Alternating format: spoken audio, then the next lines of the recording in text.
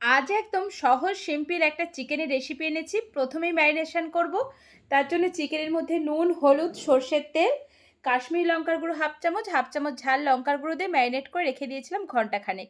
এরপর কড়াই বসিয়ে তাতে সর্ষের তেল দিয়ে বড় বড় করে কেটে নিয়েছি আলুটাকে নুন হলুদ দিয়ে লালচে করে ভেজে তুলে রাখবো। একটা মশলা বানাচ্ছি, আদা রসুন আর দিলাম কাঁচা লঙ্কা, ঝাল যেরকম খাবেন সেই হিসেবে লঙ্কা দেবেন। এইদিকে দেখুন বন্ধুরা, ওই যেই তেলটায় আলু ভেজেছি ওই তেলের মধ্যেই গোটা গরম মশলা দিয়ে তাতে দিয়ে দিলাম মিহি করে কেটে রাখা পেঁয়াজ।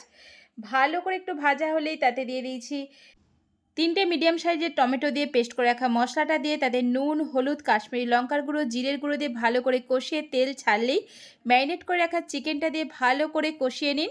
এরপর দেখুন আলু অ্যাড করে দিন, এরপর জল দিয়ে এরকম করে একদম লো আঁচে রান্না করুন। ঠিক এইরকম কালার এলে আলু আর চিকেন সেদ্ধ হয়ে গেলে নামিয়ে সার্ভ করুন। চিকেন